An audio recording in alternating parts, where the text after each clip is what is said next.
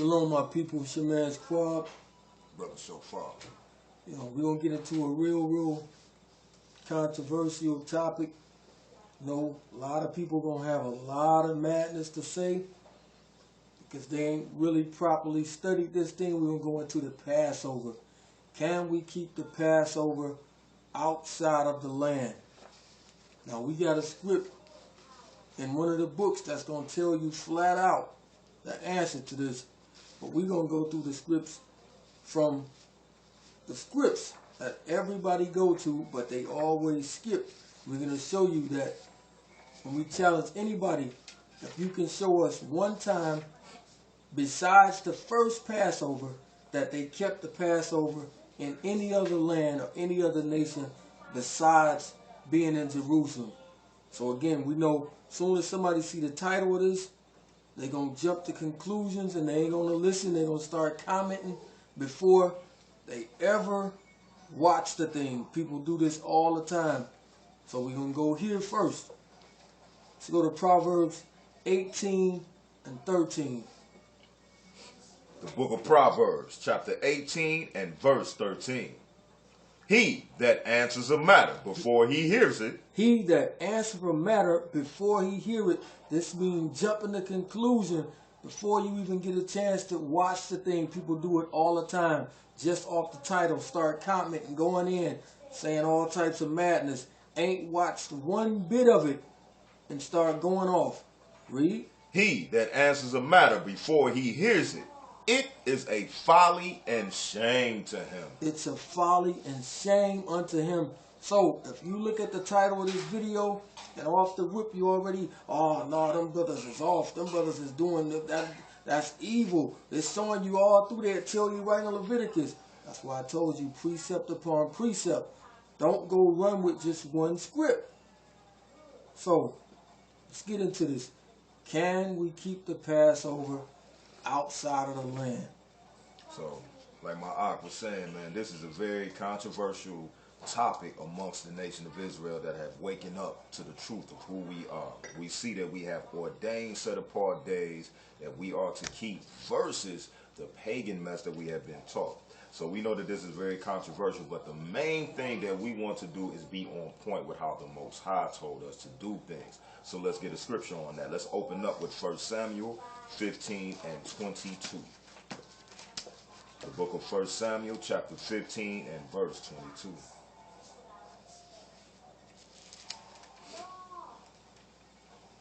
First Samuel 15 and 22.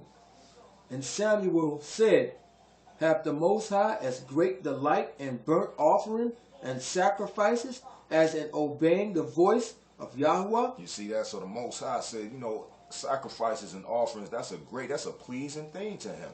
When he smells those things, he loves them. But what's more important to him? Read that last portion. Does he delight in burnt offerings and sacrifices as in obeying the voice of Yahweh? Read. Behold, to obey is better than sacrifice, and to hearken than the fat of rams. You see that? So to obey is better than sacrifice. Anything that we can offer as a sacrifice to the Most High, it does not compare with obeying what he told us to do. Read on. For rebellion. For what? For rebellion is as the sin of witchcraft. So when you rebel against what the Most High has ordained, you're compared to a witch or sorcerer. And we know what the fate of a witch put them to death. Read on. And stubbornness as in iniquity and idolatry. So when you be stubborn according to going against what the Most High has said, man, you just like an idolater in the sight of the Most High. Why did we pull this scripture up? Because when we go into breaking these precepts down and lining it up, showing can we keep Passover outside of the land, a lot of our brothers is going to come against it. A lot of our brothers is just going to argue for no reason at all. You know what I'm saying? So let's get into it. Let's go to Exodus 12. Let's pick it up at the gate where the Passover was instituted. Exodus 12, and we'll pick it up at the first verse.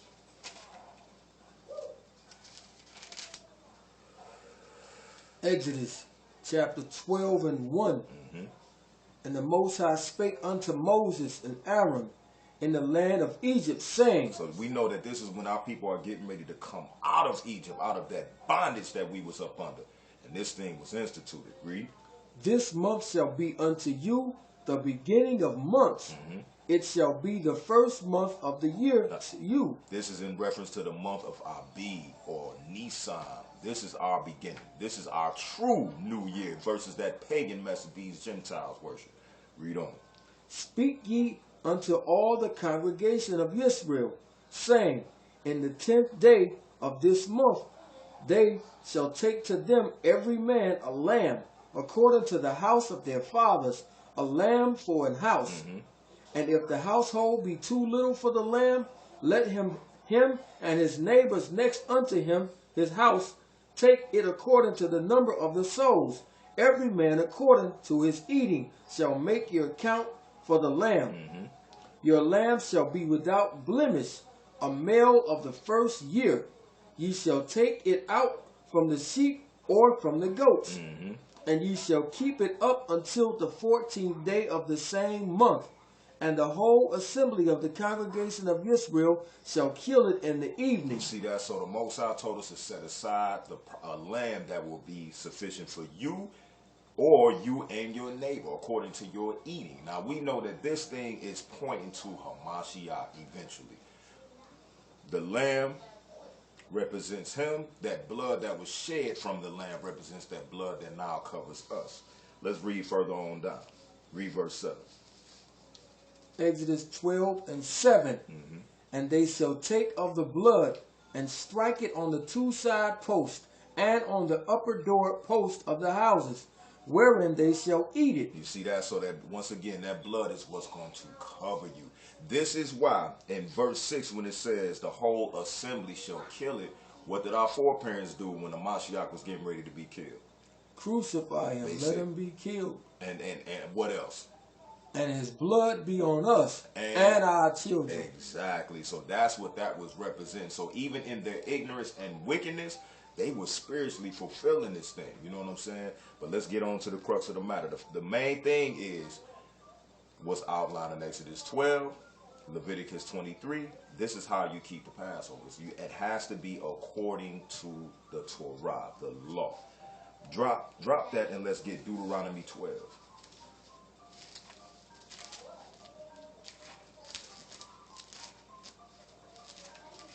The book of Deuteronomy chapter 12 and verse 5.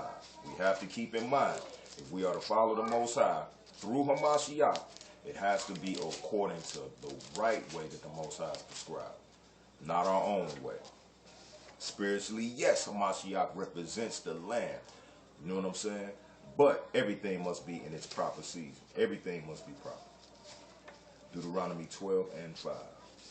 Deuteronomy 12 and 5. Let's see, I'm sorry, brother. Let's see if we can sacrifice anywhere. Can we slaughter a lamb outside of Jerusalem? Can we do this anywhere according to Scripture? Let's find out. Deuteronomy chapter 12 and 5.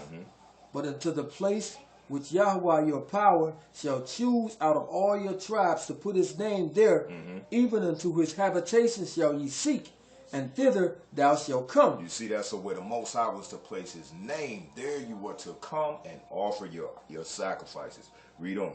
And thither ye shall bring your burnt offerings and your sacrifices and your tithes. And your tithes. You see what I'm saying? So this go for our people that's lost in new churches. You're supposed to be taking your tithes to the priests in the land of Jerusalem. What are you doing giving it to these preachers? That's a sidebar. Keep reading, brother. And heave offerings of your hand, and your vows, and your free will offerings, and the firstling of your herds, and of your flocks. And there ye shall eat before the Most High your power, and ye shall rejoice in all that ye put your hands unto, ye and your household, wherein the Most High thy power have blessed thee. Now check out what Moshe is getting ready to state here. Now, when the Passover first took place, we was coming out of the land of Mizraim and going into the land of Canaan, so we could take that thing over. So they was on the move. This is when this thing was instituted. But check out what Moshe says in the next verse. Read. Deuteronomy 12 and 8. Ye shall not do after the thing that we do here this day. every man whosoever is right in his own You eyes. see that? So Moshe told him, after this, you're not going to do this according to your own will. You know what I'm saying? The Most High is going to institute his name upon the land that he gives you, and there you bring your sacrifices. Read on. For ye are not as yet come to the rest and to the inheritance which the Most High your power giveth you. But when you go over Jordan and dwell in the land which the Most High your power giveth you to inherit, and when he giveth you rest from all your enemies round about, so that ye dwell in safety, then there shall be a place which the Most High your power shall choose to cause his name to dwell there. Thither shall ye bring all that I command you, your burnt offerings and your sacrifices, your tithes, and the heave offering of your hand, and all your choice vows. Read verse 13. Now you see that. He says there, at this particular place, which we're going to show in script where that place was, this is where you are to bring your items for sacrifice. And that goes for all sacrifices in the feast and so on and so forth. Read the 13th verse. Verse 13. This is key. Take heed to thyself that thou offer not thy burnt offerings in every place that thou seest. You see that? Right now we are in the land of our captivity, people, in America. So wouldn't you think this applies right here? What do you think, bro? Absolutely, this applies. It's crystal clear. Read verse 14. I'll read that one again. Okay. Verse 13. Take heed to thyself that thou offer not thy burnt offerings in every place that thou seest. That's key. Keep that in mind. Remember, 1 Samuel 15:22 says, it is better to obey than to sacrifice. Obey what is written. Then you will be counted wise in the sight of the Most High. Read on. But in the place which the Most High shall choose in one of thy tribes, there thou shalt offer thy burnt offerings, and there thou shalt do all that I command thee. There you should do what? All that I command thee. You see that? So there we had to do all that was commanded of us. Let's keep it further. Let's go to Deuteronomy 16 and the first verse.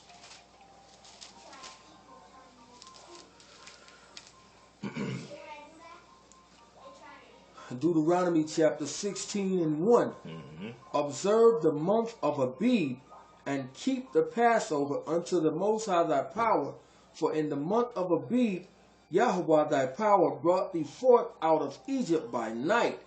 Thou shalt therefore sacrifice the Passover unto the Most High thy power of the flock and the herd in the place which the Most High shall choose to place his name there. So we see this thing constantly being repeated. In the place where the Most High has chosen to put his name there, there you offer your sacrifice. We're going to show later on through the scripts, even down to the quote-unquote New Testament times, the brothers went to the land that was chosen by the Most High, where his name was, to offer their sacrifice and keep all of the feasts. Read on. Verse 3. Thou shalt eat no unleavened bread with it. Is that the right verse? Yeah, go ahead. Okay, verse 3. Thou shalt eat no leavened bread with it. 7 days shalt thou eat unleavened bread therewith, even the bread of affliction. But thou camest forth out of the land of Egypt in haste, that thou mayest remember the day when thou camest forth out of the land of Egypt all the days of thy life. So the Passover is a remembrance of when our foreparents came up out of the land of Egypt. This is something that we want to observe and keep in mind, because this is a pivotal point in our history. So it is definitely something we want to keep in mind and observe on that level in remembrance, but it has to be proper. Drop down to verse 5. Verse 5. Thou mayest not sacrifice the Passover. You may not what? That may not sacrifice the Passover within any of thy gates, which the Most High thy power giveth thee. You see that? That's why the Mashiach had to be killed in the land where his name